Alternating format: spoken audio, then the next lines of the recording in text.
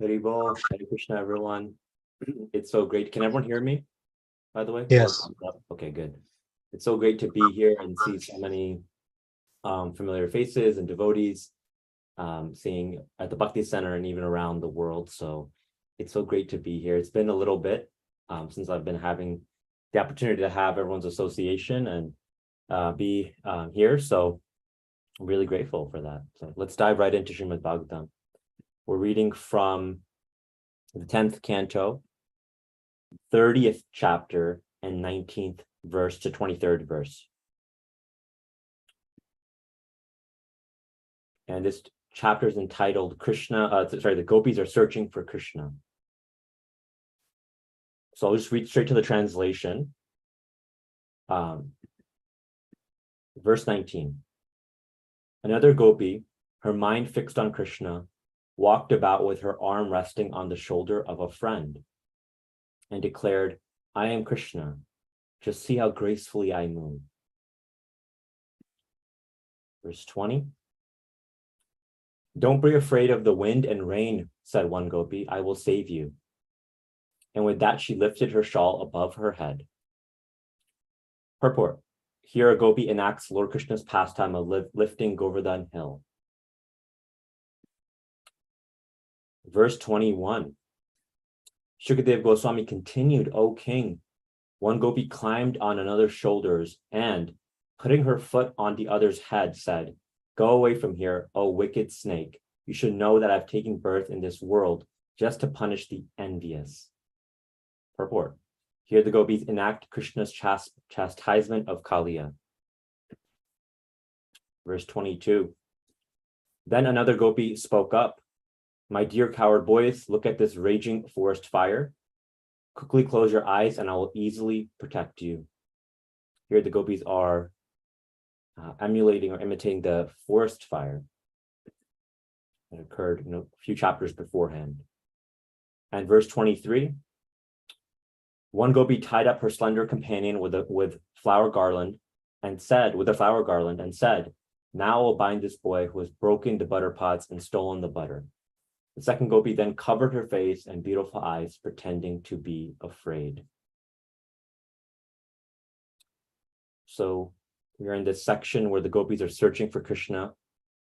And I will just do some invocation prayers and then we can go into this text. Om Namo Bhagavate Vasudevaya. Om Namo Bhagavate Vasudevaya. Om Namo Bhagavate Vasudevaya. Om Agyantimirandasya Gyananjana Shlakaya. Chakshuru Militam Yena Tasmai Shri Guruve Namaha.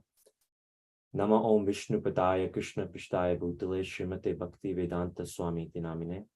Namaste Saraswati Deve Gauravani Pacharine. Nirvisheshishanyavadi Pashatya Deshatarine. Jai Shri Krishna Chaitanya Prabhu Nityananda Shri Advaita Gadadhara Shri Vasadi Gaur Bhaktivinoda.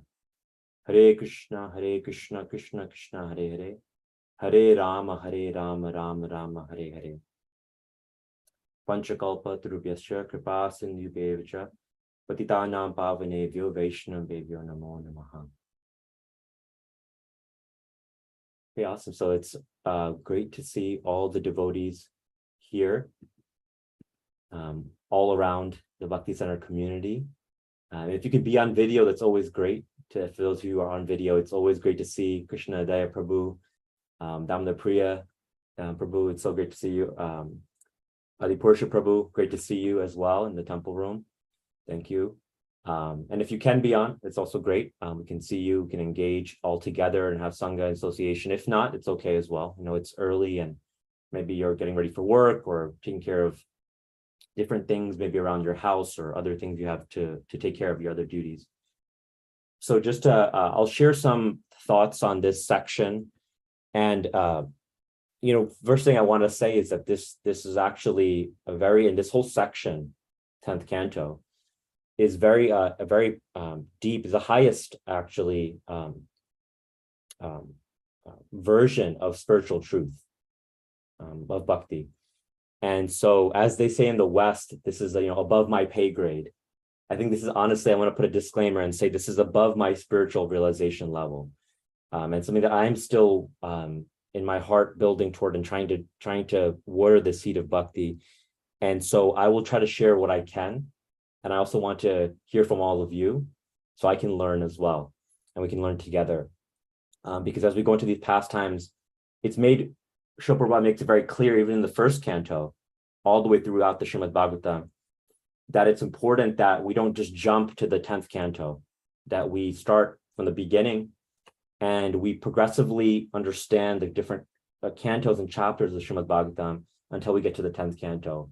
Because if we don't do that, then when we get there, we run the risk of misinterpreting, misunderstanding, mislabeling these pastimes of the Lord and the gopis and the devotees as something mundane, as something cheap, as something that can be taken for granted. And so we want to be very mindful of this, and I want to be sensitive of that in my own heart as we approach this topic, this vast ocean, this unlimited ocean, actually. And so just being honest with myself, and want to learn from all of you as well. And I'll share some thoughts and some heartfelt realizations that came to my mind as I approach these verses. So we're setting the scene here just for this section. I think everyone is familiar, but as we're going in, so the gopis desired to be with Krishna, and Krishna had called them with this flute in this previous chapter to the rasa dance.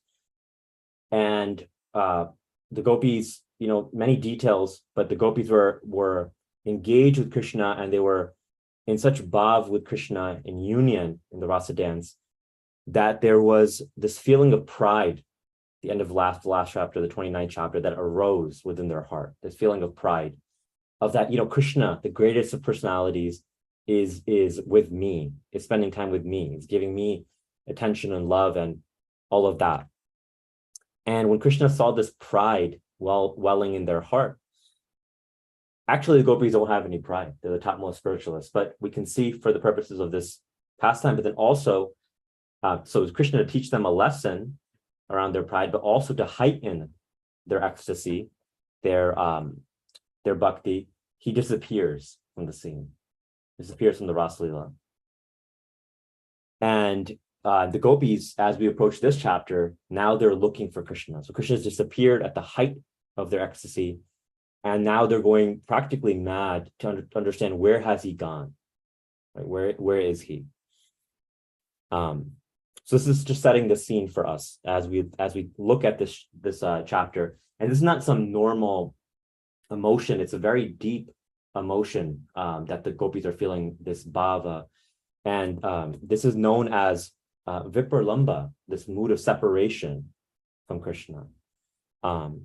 It's love and separation. And so I want to talk about this love and separation, and why it's even in many ways, and it's stated in our scripture that it's higher than the love and union, right?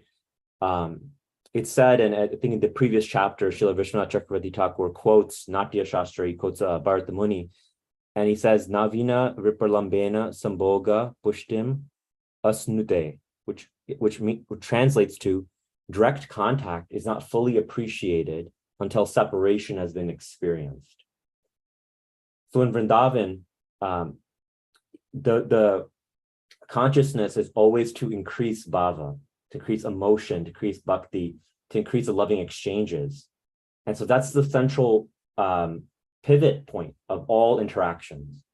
And so Krishna is seemingly disappearing to, subdue the pride of the gopis. But actually, in reality, at the higher plane, Krishna is actually leaving to heighten their separation, their love for him. And so there's this separation and union is the art of love, actually, especially of loving Krishna. And so it's two sides of the same coin. You have vipralamba bhav, which is the love and separation, and sambhoga, which is union, coming together. And they both heighten each other, because the love and separation creates a longing, and then it creates a longing for union. So when the union happens, the emotion is at an all-time high as well. And then when there's union and you have separation, then again there's heightened emotion and ecstasy. And I wanted to share kind of, what we can also learn from this as well, that separation can teach us even in this world. And as we think about cultivating our spiritual life, separation can teach us three things. Separation kind of sheds light on three questions. If we need to look at the Gopis' plight in this situation, it shares, the first is, what is true? What is reality? It starts to answer this question. What is true? What is real? It also answers, how much do we depend on others? Our level of dependence on others. And third, it actually answers or starts to show us how deep our love is, our love and inspiration. So these three questions, what is real? What is true? What is the highest reality? What is truth? How much we depend on others actually in this world and in our spiritual life. And this applies in the spiritual world as well. You can see the Gopis are dependent on Krishna. And how deep our love is, our dependence. Our inspiration and love. And there's some good examples, even in this world we look at, let's say a teenager, they, when you see a teenager, they think they know it all. They think that they have it all. They're fully independent, right? But we can all even look back maybe at when we were teenagers. We thought our parents didn't know anything. And as we start to get older and wiser and have some separation even sometimes from our families, we start to realize that actually it was all due to their blessings, encouragement, hopefully, their investment in us, that we are who we are today, actually, right? So in the moment, we think one thing, and then we look back and we see another. We start seeing the reality, actually, that it wasn't actually us, but it was those that were blessing us. And we can see this also with Arjuna. This is one of my favorite pastimes in the Mahabharata, when Krishna actually leaves this planet. The Yadu dynasty is cursed, as per the pastime of the Brahmanas, and they end up attacking each other.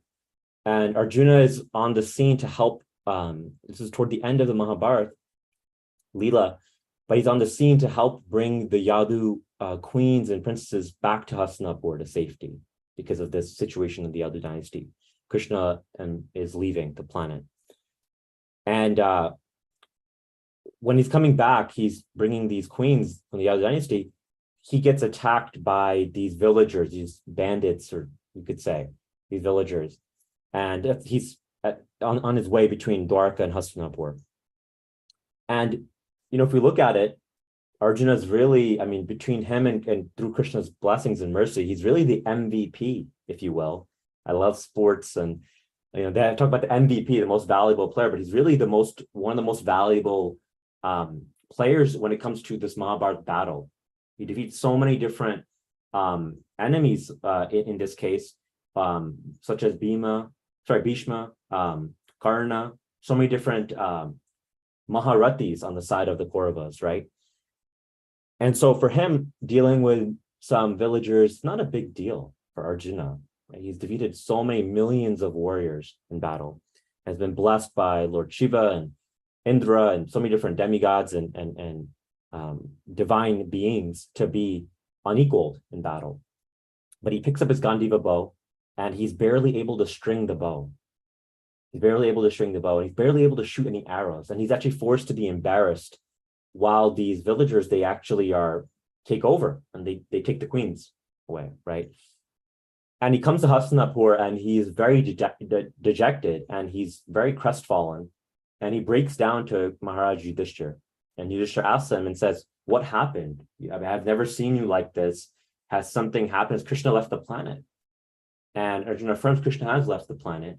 But more than that, I'm feeling so much separation from Krishna. And when I was trying to protect Krishna's family, I was unable to do so. Something that would be so easy for me was so difficult. And Arjuna had this kind of separation from Krishna, these three questions for him as well. So the first is, again, is reality. His original reality, maybe kind of, and obviously Arjuna was a pure devotee, was maybe that he was this warrior, right? That's kind of his story, that he was this incredible warrior. But the reality was his strength and opulence was temporary. It was temporary. That was the reality of the situation. Dependence, he saw how much he depended on Krishna. And he's actually sharing with Maharaj Yudhishthira that I'm realizing that's actually Krishna that was doing everything. It wasn't me. Krishna was supporting me throughout. And he was actually my strength. He was giving me wisdom, giving me strength. He was doing all sorts of maneuvering, both seen and unseen, to help me win this war battle. And I'm thinking it's me this whole time. And then also this third section of love, seeing how deeply he would love Krishna in separation. He was remembering that, oh, I feel like such a fool and I feel embarrassed that Krishna is the greatest of personalities. Krishna is God. And I would play with him like a friend, he's my cousin. And you know how friends and family members, sometimes we tease each other and put each other down. Sometimes we put each other down and we make fun of each other, right? And so sometimes I would put Krishna down. Now I'm realizing I was such a fool. And Krishna would so lovingly be so open to that. He would laugh and joke with me and egg me on and have me have me make more jokes. And I would sleep with Krishna on the bed. But actually, I'm realizing how much I love him and how much I miss him and how much I took his association for granted. Right. So these three questions can be answered. And we can see the gopis they have this pride in their heart. And they're seeing, okay, actually without Krishna, we have nothing. We're so dependent on him. And our love for him is increasing. We want to see him. So they're also going through this. And even we can look at this example of Arjuna, Krishna, and the gopis, but also even in this world, we can see how separation actually makes the heart grow fonder, right? There's a saying in the West. And it actually really, you look at separation, but then also you look at kind of the highest form of separation in this world, which is death, the physical body, which creates a separation. And it really strips away all that's unimportant for all of us, who I'm sure all of us has, unfortunately in this world, lost someone in our either friend group or family or some circle or community at some point in our life. And if we haven't, we all will, fortunately.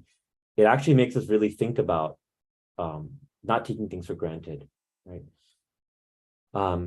And so we need to think about this. I was actually driving yesterday to go to the store, and it was an interesting drive, not a usual drive. I was driving to the store, and I came near the store to the parking lot. I was pulling in. I saw about 15 police cars at the store, near the store, right across the parking lot, in this kind of mall area. And I became a little alarmed because there was like 15 police cars, and that usually if you see one or two, that's okay, maybe something's going on, it's small. But 15, there's some more concerns. And then I saw there was some caution tape. It was a Home Depot area, and there was a caution tape, big sign there, and many people were standing on the other side of that. And I became really concerned, so I drove by, and I decided, in a curiosity, to ask someone who I was seeing what happened there. They knew. And they were telling me that actually there was some shooting where someone had died, and something was going on there, and that's why the police are responding to that. And you see this on the news. It's not new, unfortunately. It's very sad in terms of what the world we live in. But to see it in front of you, luckily I wasn't there at the moment, but seeing it in front of you in the scene of the situation was jarring. It was unnerving for me. And I was a little shaken by that. I was speaking to my wife after, and we were just reflecting on how actually fragile life is, actually, and how much we take things for granted, and how things can really change in a moment, actually. And sometimes we don't think that, but it's actually the reality. So going back to this point of seeing the reality of things. And I also wanted to also share kind of some thoughts on the gopis and their behavior. So it's said in the West that imitation is the sincerest form of flattery, right? And this doesn't even fully apply to the gopis because it's way deeper. But we can use that as a starting point to see how much the gopis love Krishna. When they're imitating all his behaviors, his pastimes, the Kaliya pastime, Govardhan Hill, the forest fire, different pastimes, Mother Yashoda with Krishna, they're showing all these and modeling all these pastimes because they have such love for Krishna. And even in this world, we can see that when we love someone deeply, when to speak of Krishna, we start to imitate or adopt traits or qualities, or we start to want to become like them, right?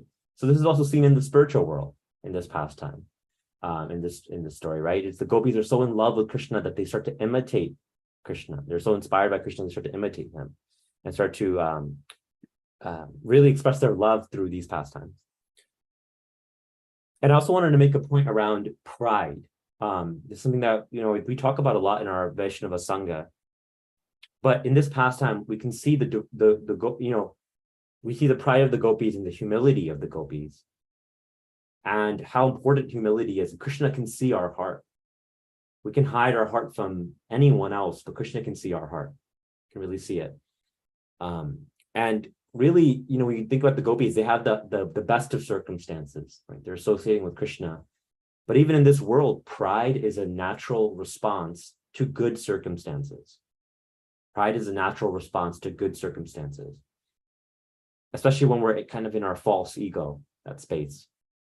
And so therefore, we need to be really mindful of not being proud, especially when things are going our way, when all the blessings are coming, when all the kudos and accolades maybe are coming and people are appreciating, whatever the case might be, things are going well in our life, we're getting all the blessings. It's even more important to be mindful of being humble and of letting this creeper of pride, this weed, really creep in our heart, especially false pride, particularly. It's easy to be humble when we're vulnerable, when we're feeling vulnerable, right? But it's harder when we have everything. I was thinking of a little bit of a humorous story that I heard many years ago, where there was one of our sannyasis in our movement was speaking to, was having a little bit of a debate with a Mayavad sannyasi, right? And they're having some debate around God, and this Mayavad sannyasi was saying that, we're all God. You're God, I'm God, everyone's God. We just don't know that. We're all God. And our tradition was saying, that's not the reality. We're part of God. There's some qualities, but quantitatively, there's two distinct measures. And so there's a debate that was occurring, right? So it's I'm God, no, we're not. I'm God, no, we're not, right? So kind of that back and forth. And kind of humorous, this Mayavad sannyasi then got up and said, I need to use the bathroom. I need to use the bathroom quite urgently, just called, responding to the call of nature. And our sannyasi said, well, okay, then if you're God, you should know where the bathroom is. You're all knowing. And so then you can say you're not God, and we can show you where the bathroom is if you don't know. She said, no, okay, I'm not God. Okay, show me where the bathroom is, right? And so then, okay, so showed him where the bathroom is. So he used the restroom, came back, they immediately started saying, I'm God, you're God, actually. So the question was, okay, well, you just said that you're not, and if you're God, you should know where everything is, right? And then this sannyasi, Mayavad sannyasi, said, actually, that's just my leela. It's just my leela that I'm performing, and so we can see in this example, it's actually quite humorous. It's quite comical, that it's easy when we're in a state of vulnerability, it's easy to kind of admit. But when we're not, when we feel like everything is okay, things are going well, then we get back into our, this ego, this incredibly false ego of I'm God, right? I'm the controller, I'm the end all be all, when we can hardly even take care of our own body without the help of others, right? And so I just wanted to share that story that came to my mind of this sannyasi incident many years ago. And I was thinking that, also when we think about pride and we think about Krishna also takes away things. As you see, he immediately disappears from the Rasa Leela, obviously as a pastime, but he often takes away things to help us in our life. That's one thing I've observed in my own observation, is that sometimes we think that Krishna's taking away things to punish us, to hurt us, to demean us or, to kind of strip us away of all these things. But actually, I found that when I looked at it a little bit deeper, and you've seen it over the long term, often it's to help us, really to help us. She's really doing that to help us. Krishna wants to ensure that we can handle what's coming our way and we're prepared in the right frame of mind and heart to be able to handle what's coming our way. And I was thinking that, if we look at some of the demigods like Lord Brahma and Lord Shiva, who are incredibly divine personalities, sometimes we minimize them in our sanghas, but they're actually very much servants of Krishna and very empowered. When it comes to the demigods, often they'll give you anything that you want, as long as there's a sankalpa, there's an intention that you have, and there's the effort made, the tapasya is done. So look at Hiranyakashipu. He has a desire, this intention to attain these mystic powers, and he performs the appropriate effort, tapasya, for it, right, for many, many, many, many years. And Lord Brahma grants him these boons, right? But the consideration is not given, can they handle that? And Hiranyakashipu cannot handle it. He couldn't handle it in a positive way, right? Ended up terrorizing the entire universe with some of the blessings that he received, right? So much so that Lord Nrsimhadev had to appear and deal with him to take care of Hiranyakashipu and protect his devotee, right? But Krishna first looks at, can we handle what we're being given, and where are we at really in our heart and mind space? And there's a wonderful quote that I love. It's I believe by Shubh Vilas Prabhu from India, from the Radha Gopinath community. He says that on the first level of living and life, that first level tests your ability to handle failure. This first level. We all experience failure in life, spiritually, materially. Some setbacks are there, challenges are always there. There's something going on. On the second level of life, that level tests your ability to handle success itself. So handling success is actually harder than handling failure, if we really think about it. They're both challenging, don't get me wrong. But handling success is hard because sometimes we expect failure to some extent. Sometimes maybe we think we even deserve it, right? We sometimes expect, okay, there's going to be challenges in this material world. What else are we going to get, right? There's going to be some challenges, some setbacks, some failures, all of that. But when we achieve anything materially or spiritually, we have to make sure we're in the right space to accept those blessings, not let this pride creep in, this false ego creep in. And being able to handle success, even in this world, for example, with success or some level of accomplishment or fame, whatever the case might be, we easily become proud. Often we see so many stories in our scripture of this. But when we have some level of success, often there can be attention from others that we crave, validation, appreciation, all those things. Often there'll also be criticism, envy from others, right? People are envious of those that are better than them or doing better than them. Often we're not envious of those that are doing worse than us, that we perceive, that are doing worse than us, right? That we perceive. Not that that's actually even really true, but we're envious of those that are doing better, that have more means, that are doing better, even materially or spiritually. So success can produce envy, can produce criticism. It can produce judgment or hate from others, or even sometimes lies. Sometimes people want to spread lies and besmirch or affect our reputation or our name, whatever the case might be, right?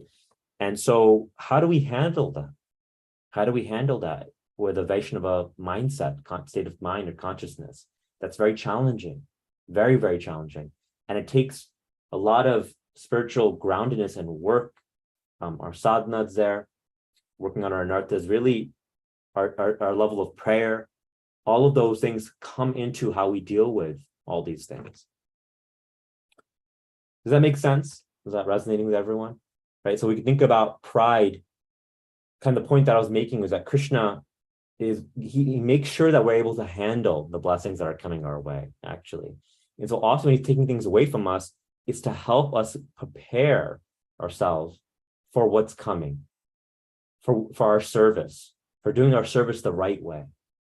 And if we see there's a lot of challenges and obstacles, instead of just trying to push through them and barge through them, and maybe, feeling in our mind that we're cursing our circumstances, we're cursing this or that, and saying, why is this happening to me? We can look back and see, and it's actually helped me in my life quite a bit, to look back and say, okay, what am I learning here? What is Krishna trying to show me and teach me in this circumstance, so that I can go deeper, and then that can open gently the way forward, right? Instead of trying to just push our way forward. So we have to do that. Krishna's actually calling us to do that. That's our path of bhakti that we're trying to tread on. And lastly, I want to talk about just one more point as we close off. As we think about the gopis and it's the separation, we learn how to deal with pride. We learn through Guru and Krishna and the devotees. And it's said that there's two areas of connection with Guru and even with Krishna. There's Vapu and there's Vani. Right? There's Vapu, which is the physical presence, and there's Vani, which is the sound, the words, the energy of the Guru. And we see the Bhagavad Gita is the Vani of Krishna. And in the Srimad Bhagavatam that we're reading is really the Vani of Guru. Vyasadeva wrote the Srimad Bhagavatam, and it's all in sync, comes from Krishna, and repeated by Shukadeva Goswami, and so on and so forth. But we learn from Vapu and Vani. And really, I was reading some statements by Srila Prabhupada and different devotees on how sometimes we think that, Vapu is the most important, right? We get inspired by Vapu. Often that's our first touch point, and that's okay. It's natural. But I was thinking that, sometimes we become dependent on that. We become dependent on that, all of us. I'll speak for myself. And that's a little bit dangerous in the sense that we want to make sure that we also have a connection in separation by following the instructions and being in line with the heart of our spiritual master and our lineage. Because that actually carries us through. Sometimes we get physical association, sometimes we don't, right? That's not always under our control. Often it's not under our control, right? But how can we be mindful of that? Sometimes I observe that, sometimes when we're connected in the Vapu, in the Vapu sense, where, spiritual master comes to, or Shiksha Guru comes to, temple or town, everyone is present.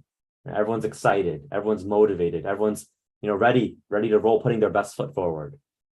And then when they disappear from the scene, then everyone kind of is unfocused and, just kind of in their own space and not there, not available, not present, not as much there. And it's not specifically toward anyone. It's actually toward myself and what we need to all work on. But I'm just sharing that in the sense that if we can build this mood of separation, of being able to serve in separation and actually being heightened. And we see Srila Prabhupada separated from his Guru Maharaj, and he's actually, on the Jaladuta, he's writing these different songs and just feeling so much separation from Vrindavan, from his spiritual master. But the highest form of that love was being expressed in his service, of following the instruction of spiritual master, to go to the Western countries, the English-speaking countries, and preach this lineage of bhakti and preach this bhakti marg to everyone. And so this is kind of our test. It's actually really our test. I wanted to end off with that if we love our Guru Parampara, Krishna, Radha Murli, we're at their Lord's feet, that actually this love and separation is very, very high, very exalted, but we can start to experience it in one particle even, and in ever increasing amounts by serving in that mood. And actually not just waiting for the association physically, but serving the instructions in the heart and understanding the mood of our spiritual teachers in Srila Prabhupada. And there's a last instruction that I'll just end off on that Srila Prabhupada shared, which was that you will show your love to me by how you cooperate with one another. And so if we want to really say that we're followers, we have to really abide by this instruction. We should honestly self-reflect and see how we're living that, how we're cooperating with each other to the best of our ability. There's always challenges. There's always every reason to argue, to bicker, to be envious, to be angry, to be frustrated sometimes. But that's not what Srila Prabhupada asked us to do, and that's not the path of bhakti. So I want to end off there. I shared many different points. Just to briefly recap, we set the scene, the gopis, and how this feeling of pride arose in their heart, and then they're looking for Krishna. Krishna disappears. Talked about the mood of the gopis in this passage of Vipralamba, the union and separation, kind of the two sides of the same coin. The three questions of what that separation can teach us: what is really true, what is reality, how much we depend on others, and how much we love. That love comes out as well. It really deepens the love, actually. And then we gave the example of Arjuna after Krishna left this world, and how he went through these three questions as well. And we talked about humility and how pride is a natural response to good circumstances, and how Krishna gives us things that we can handle, right? Being able to handle failure, handle success. Success is actually harder to handle because there's every chance that we can become very proud. And then ending off with Vapu and Vani, and how actually this love in separation, following the instructions of Vani, of our spiritual teachers in Parampara, is actually greater than the physical presence, because that comes and goes in this world, but that is greater. And how we can cooperate with each other is actually really showing Prabhupada how much we love him. So thank you all. I'll open it up for any questions, thoughts, reflections. Grateful. Thank you, Anuj Prabhu. Thank you so much. Wonderful class as always. Very thought-provoking. I was reflecting very actively, anxiously. I was being tempted to unmute myself, but I'll let other devotees speak first. So I'm going to let Krishnadaya Prabhu speak. I'm joking, Prabhu, but Krishnadaya Prabhu always has something nice to say. So many wonderful points. Yeah, I was meditating on that one point in between the class, what you said, like value the person when they are with you, because people leave. It's unfortunate. So Maharaj Radhanand Maharaj also says, his mother told him that, give me a flower when I'm alive. It's not that. But just one small question, Prabhu. So in the bhakti circle, so the 3 points what you mentioned about separation teaches us the truth, the amount of dependence, and the level of, the amount of love, the depth of the love. So this dependence and love in the bhakti tradition, they are they more or less the same, or they are different? They're the same. Dependence is part of love, from my view and my realization. I'm always open to hearing everyone else's thoughts. But we actually depend on each other more than we know, whether it's in this world, even in this Sangha, let's say, we depend on each other for positive Sangha, for association, for encouragement, for so many different things, positive examples. So it's part of our love for each other, is this dependence on each other. It's also in some ways a little separate as well, but they're both kind of parts of, you could say, kind of two sides of the same coin, right? Like, we're ultimately dependent on Krishna, and that's part of our love for him, right? Because we're so dependent on Krishna. It's like a child and a mother, right? As they say, how we're supposed to chant the holy name is like a baby crying out for its mother. So dependent. And part of that dependence is part of the love, because we know that actually we're very vulnerable. We're very vulnerable, and we need Krishna, we need Guru, we need association. And we're very fragile. We're very fragile beings, actually. We really think about it. We're very fragile. So does that answer your question? Thank you, Prabhu. The child analogy, it helps a lot. Thank you so much. Yeah, thank you. And thank you for dropping in notes. I saw some notes in the chat, both from you, Prabhu, and Mataji as well. So thank you so much, Damodar Priya, Mataji, and Krishnadaya Prabhu. So thank you for that. Thank you. Okay, Max Prabhu, do you have anything to reflect or maybe share? Yeah, any comments, questions, thoughts? Yeah, Temple Room was supposed to give you the priority. Oh, there you go, Adi. Hare Krishna. Krishna, wonderful class, perfect. We can reflect a few things. Aretha Franklin says, sometimes the Lord has to bruise you before he can use you. Sometimes he has to break you before he can make you.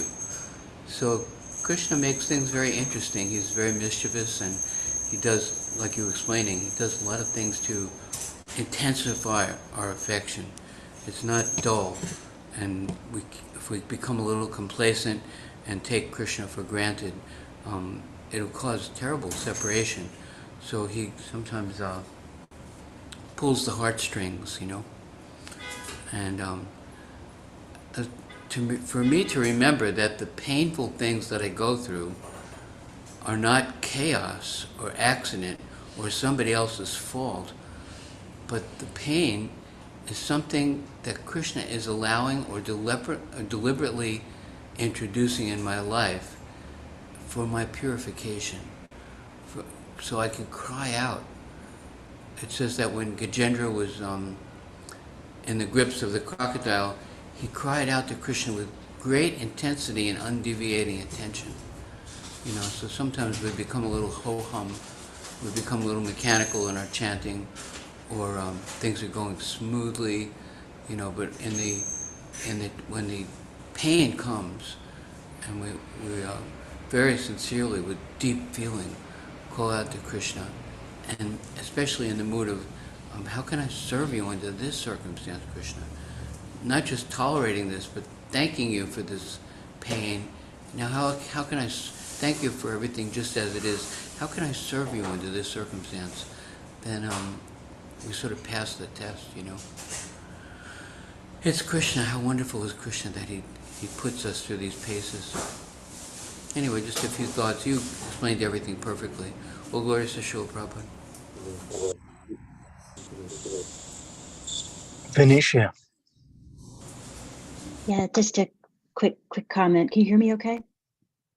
We can hear you great. Okay, great.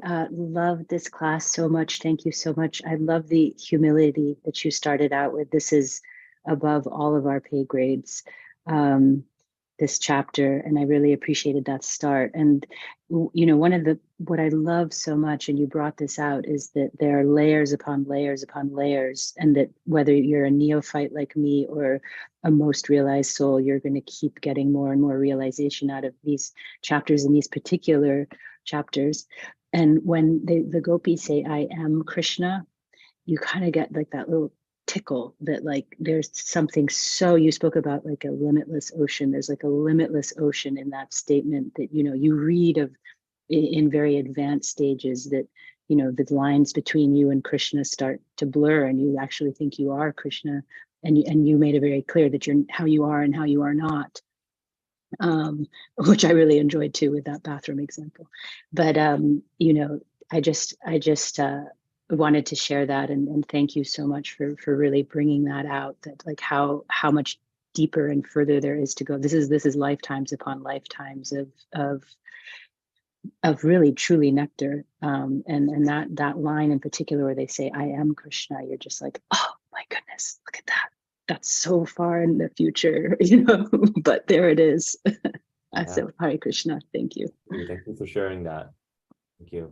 Yeah, and it's like you said, it's there's such a deep bhava or emotion that they're feeling, that it's not that they are, you know, it's like, as you explained so nicely. So yeah, it's such an advanced state that we can work toward, and we can only hope to attain, but it's something that's attainable. Also, our acharyas state that it's, if we work toward it progressively, it is possible. Thank you. Thank you. We can take one more reflection. Okay. Anuj Prabhu, a question. Yes. So you've described so wonderfully how we can deal with our inner pride by connecting to Guru and Krishna. But how do we, as devotees, as practicing devotees, how do we handle when someone else is being a jerk towards us, like the boss? Or should we deal with another person's pride? What's our attitude towards other people's pride, or whatever bad quality they may exhibit towards us? How do we respond to that? Yeah, it's a good question. Thank you for that. Give me these hard questions. I thought it was going to be an easy one. No, I was kidding. It's challenging to deal with, but that, I think, to me, that's actually the beauty of Krishna consciousness, not practicing it in some secluded mountaintop, but it's actually that's why the Lord Krishna spoke the Gita on the battlefield, right? Life is a battlefield, and we can see that every day there's challenges, right, to our practice of bhakti. It's not just on the the yoga mat or our temple room mat where we're chanting, but it's like, how do we bring that state of consciousness out into the world, whether it's work, whether it's with our family, right? It's called Grihastha Ashram for a reason, because it's an ashram as well, right? So you're bringing that mindset. How are you able to serve, right? So at every place we have an opportunity to either get to the place of false ego, the controller, the master, or how can I serve here? Now, with dealing with coworkers or a situation with their boss or whatnot, it's challenging. I think each situation is different in how you deal with it, but that's kind of the underlying principle of Krishna consciousness. I would say that a number of things. One is that you don't have to fight fire with fire. That's what I found. Sometimes that's helpful. Being that easy.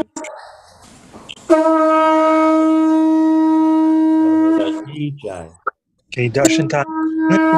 Are you stay a few minutes after punch blows again?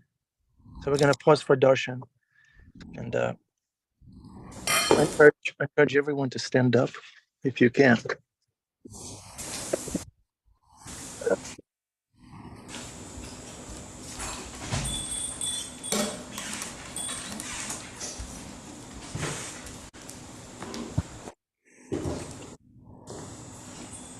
Krishna Das Father, Hare Krishna Prabhu.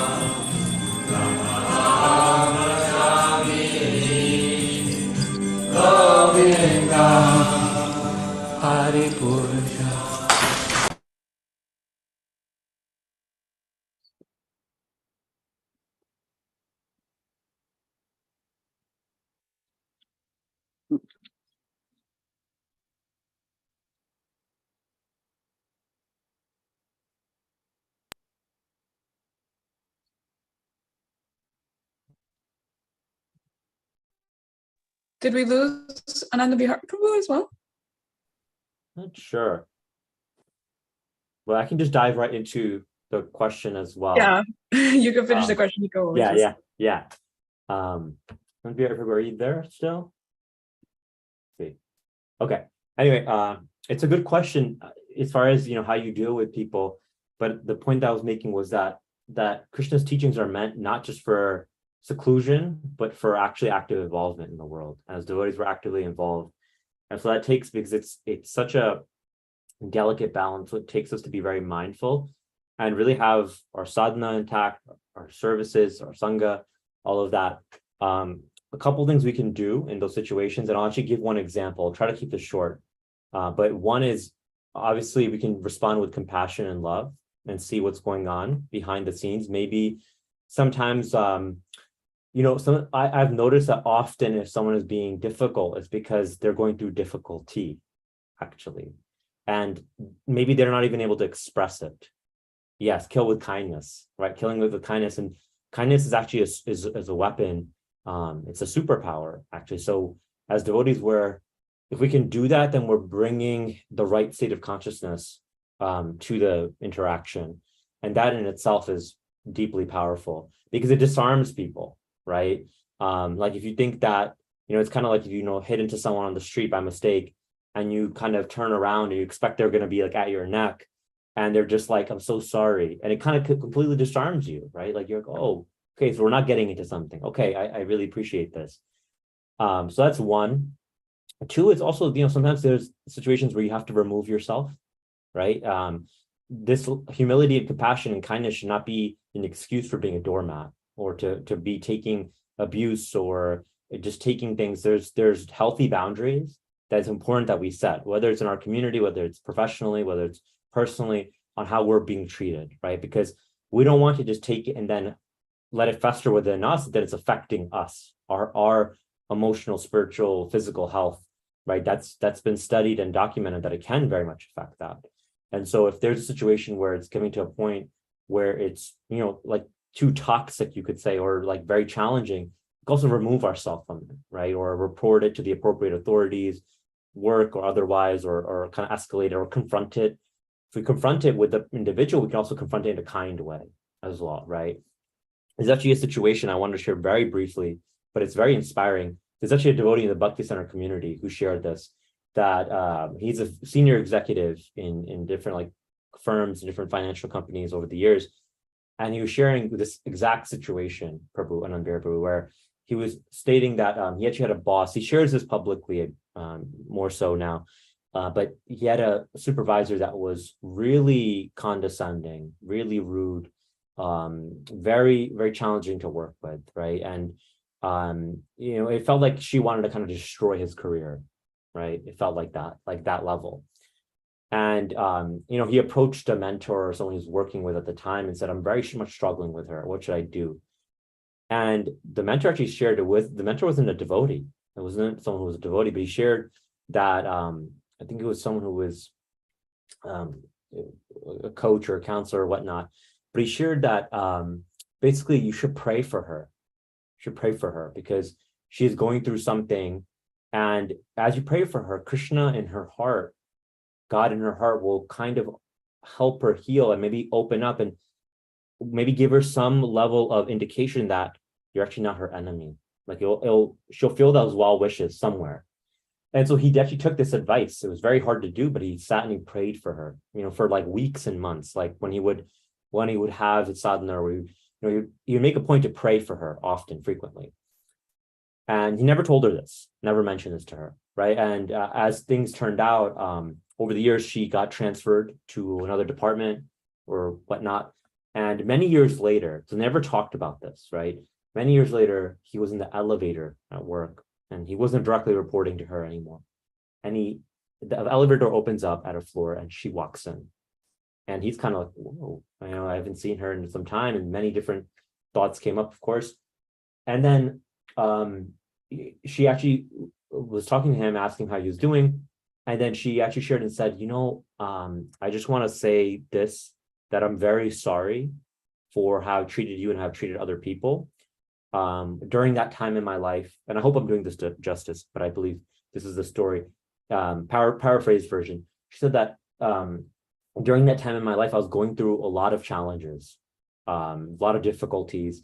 And I personally, as you know, as well professionally, but I think personally, and I'm really sorry for taking it out on my team and all of you and all of that. And I've since come a long way, and I'm really grateful for everyone's patience with me. I'm really grateful for everyone's patience with me and like love and support. And that's, you know, to your point, Prabhu, that's the story. It's a real story. You know, it very much demonstrates what we can try to do, right? So there's many different approaches.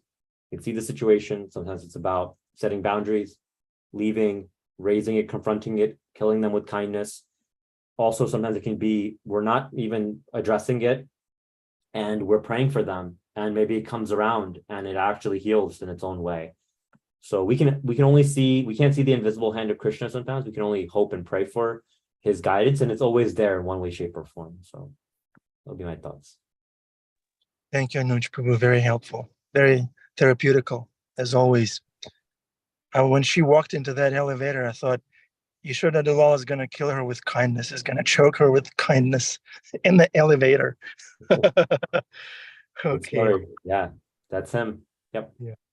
Oh, yeah. Oh, yeah. Oh, my God. I blew it. Okay. Yeah, he's a pro. No, I'm just kidding. Yeah, he's a devotee in the corporate environment. And everywhere, if you're struggling, if you're in a corporate environment, reach out to Yashoda Dalal. He's the guru of that. Damodar Priya, Hare Krishna.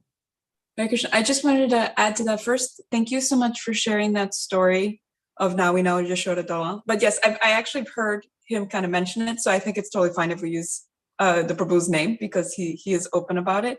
Because it's those practical stories that really can inspire us and can make us see, like I wrote in the notes, like really bhakti is like a practical application of our devotion to Krishna, to God in our everyday lives. Yeah. So that's where it gets powerful, right? When it's not in our heads and it goes into our hearts. And I also wanted to share what I've heard Rukmini Walker Prabhu and others share, that when someone's actually being very like abusive towards us, as you were saying, like there's practical things that we can do, like reporting them to higher ups and things of that sort, but also like by removing ourselves from their presence or their kind of like circle of influence, we're actually doing them a favor, because we're keeping them from continuing to create offenses towards a devotee, right? Yeah. So we're actually helping them by not letting them continue to be offensive. Yeah. So when I heard that, I thought that was a really kind of like powerful other distinction as well. Thank you so much. And thank you as always for your classes. I love them so much. Thank you. Thank you so much. And thank you for that point. That's a really great point.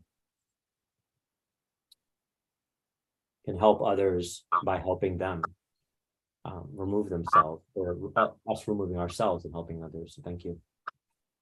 Any other last thoughts as we wrap up?